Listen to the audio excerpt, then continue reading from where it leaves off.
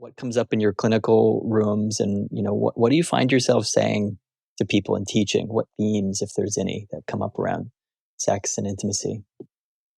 I think the broadest theme, I mean, Sina and I were discussing this earlier, that we have to kind of constantly repeat to our clients and our workshops is the idea that there's no one right way to have sex.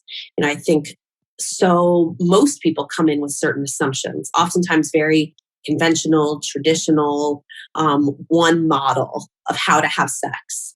And when you don't meet that expectation, there's a lot of shame or inadequacy or feeling like you're doing something, doing something wrong. And so I think just like putting it out there that there isn't one right way, and to really encourage curiosity about how they're thinking about sex and how they would like to be thinking about sex, has just been a kind of huge shift, I think, for people.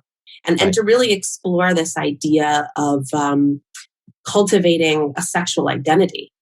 So often people come in and they think therapy is about kind of discovering themselves emotionally and relationally, and all of that is really important, but that tends to be the focus. And this idea that we could have a sexual identity that evolves and changes and grows, or even discovering that we even have one, is really big.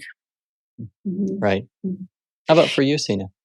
Yeah, so the same as Simone. A lot of it is just educating people that there's no right way, and as part of that, it's also about challenging the traditional norms around penetration and orgasm, like that sort of traditional model of what sex is. So, in getting more creative and talking more openly about sexuality, it's like, let's focus on the whole sexual spectrum. What's psychological, like Simone was saying, what's foreplay, what's aftercare, what happens before sex, what happens during sex, what happens after sex. Susanna Azenta has this sex menu that she talks about.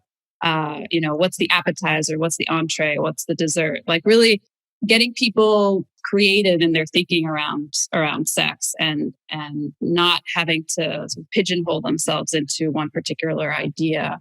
I think just developing a sexual language. People aren't used to talking about sex.